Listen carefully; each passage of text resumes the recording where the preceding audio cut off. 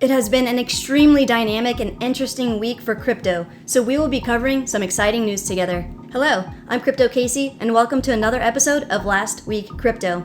Every Sunday, we review the performance of the largest cryptocurrencies, top gainers, as well as the latest global news stories affecting the crypto markets this past week. This week, we will highlight why Bitcoin is looking quite bullish, what the Fed's latest moves mean for investors, Ethereum's moon launch outlook, and finally, how the decentralized exchange Uniswap pretty much backhanded traditional exchanges while also putting US stimulus efforts to complete and utter shame. To check out the links to all the articles we discuss, go to cryptocasey.com/lastweekcrypto. This week's episode is brought to you by Crypto.com, an exchange with over 55 different cryptocurrencies. On Crypto.com's mobile app, you can buy crypto with bank transfers, credit, debit cards, or crypto at true cost with no markups. Crypto.com also has a desktop exchange that is solely for crypto to crypto trading, which isn't available in the US quite yet. If you use the link below to sign up for Crypto.com, you'll receive $50 worth of free cryptocurrency when you use the code CryptoCasey, all while supporting the channel. It's so important to have relationships with multiple exchanges with the incoming bull market.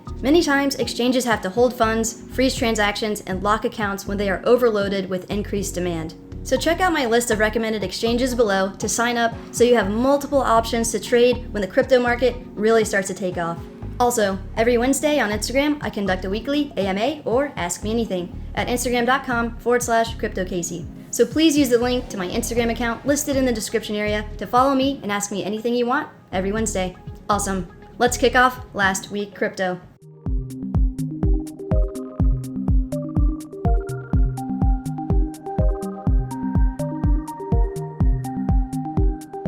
Looking at the top cryptocurrencies by market cap over the past week, Bitcoin up 5.6%, Ethereum up 4.3%, XRP up 3.3%, and Polkadot up a nice 14.8% overall.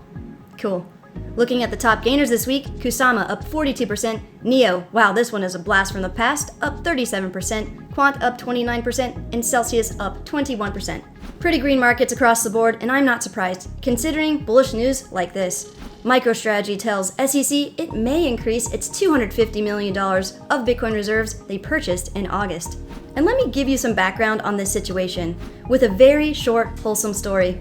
Back in 2013, Michael Saylor, the CEO of MicroStrategy, tweeted, "Bitcoin days are numbered. It seems like just a matter of time before it suffers the same fate as online gambling." Fast forward 7 years to just this past Tuesday, Michael's tweet is a very different tune. On September 14th, 2020, MicroStrategy completed its acquisition of 16,796 additional Bitcoins at an aggregate purchase price of $175 million. To date, we have purchased a total of 38,250 Bitcoin at an aggregate price of $425 million, inclusive of fees and expenses. Wow, why the change of heart?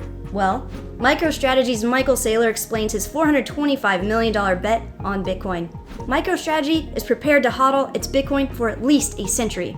"I want something that I could put $425 million into for 100 years, Saylor says. Something to hold on to for 100 years, eh? Well, does this make sense from a financial perspective? I certainly think so. And this tweet speaks to that longevity. Assets equal equity plus liabilities. The US dollar is 0% equity and 100% liability. Physical gold is 100% equity and 0% liability and can be stolen. Bitcoin is 100% equity and 0% liability and is hard to steal.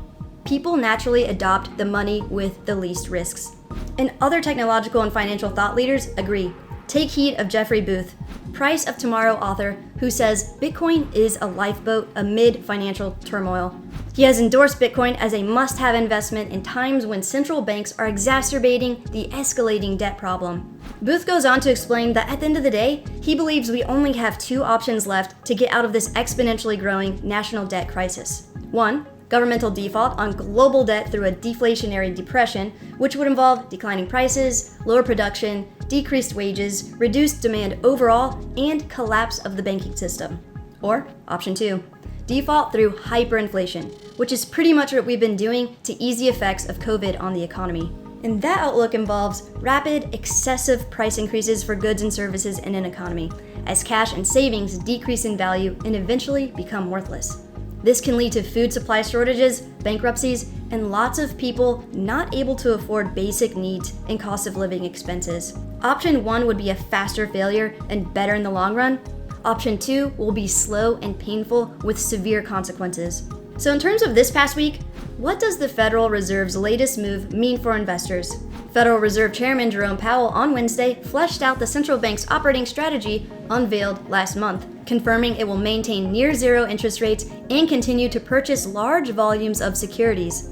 The aim is to return the labor market to something like full employment and get inflation to moderately exceed its 2% target for some time. If you've tuned into previous episodes, you know that 2% target is actually more like 10%. And to fully translate the Fed's aim, basically the government is going to continue to artificially prop up big zombie corporations that aren't actually producing any value or innovating at all in order to avoid massive unemployment and to keep the stock market looking good for the presidential election, all at the expense of our long-term financial future. And if you don't believe me, maybe take the Bank for International Settlements' word for it. Biggest crisis test is still to come with insolvencies.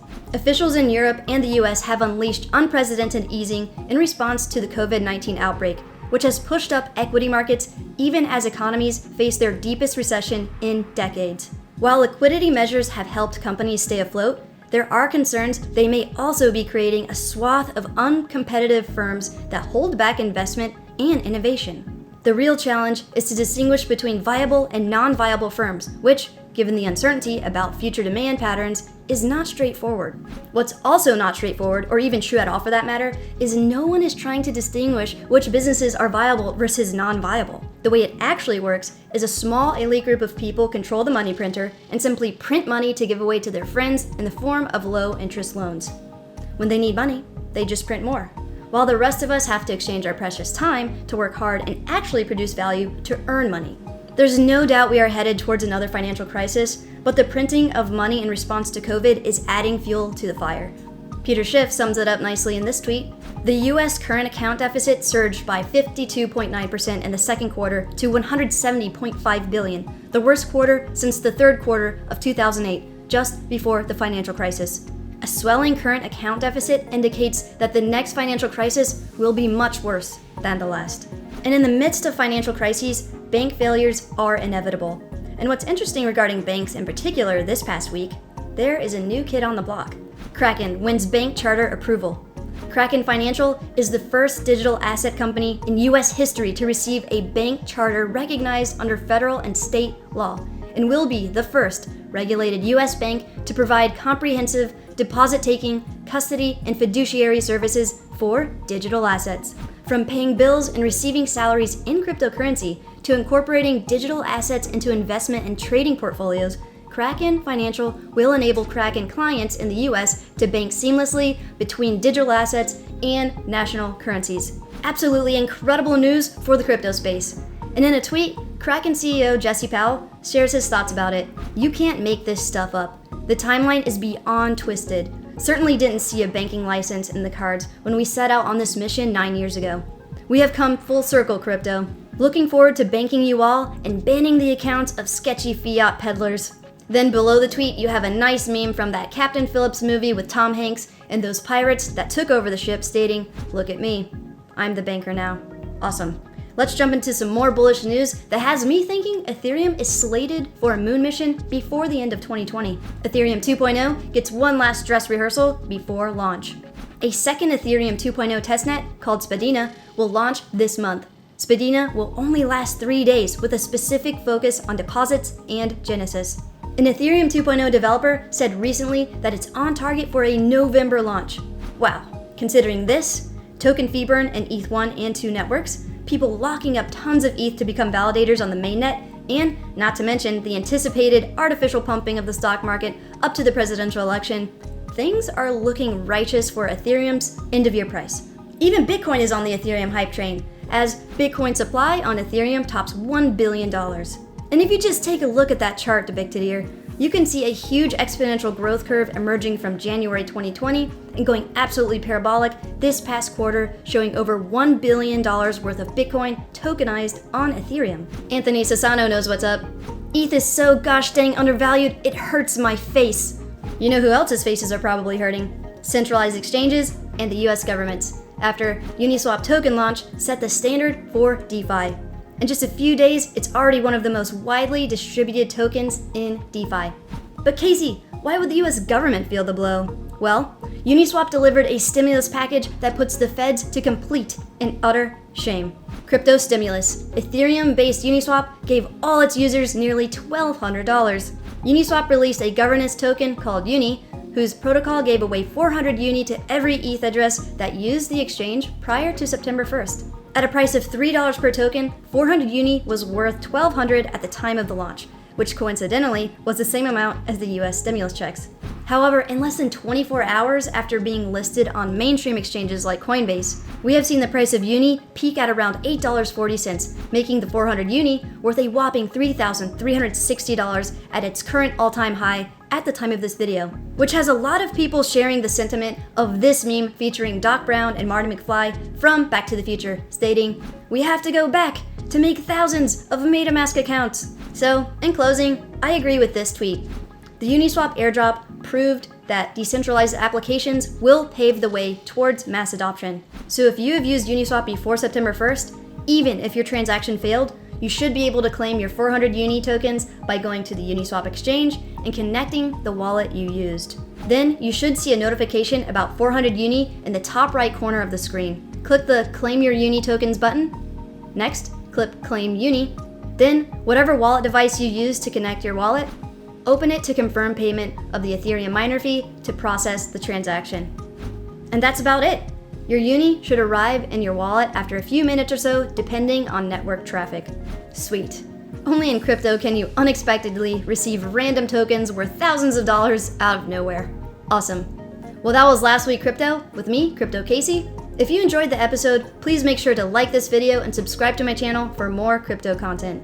To check out the links to all the articles we discussed, go to cryptocasey.com/lastweekcrypto. Quick update on my crypto course. Due to a massive inundation of queries and action from everyone, I've been assembling a team to help me keep up with everything. So that, in addition to non-crypto related work and personal matters, has put me behind in launching the course. But I assure you, it will be well worth the wait. So thank you so much for your patience. So what was your favorite story we covered this week? Did you receive 400 Uni from the Uniswap token launch? Are you going to miss out on $50 worth of more free crypto by signing up for Crypto.com? If not, sign up using the link in the description area below. Be safe out there.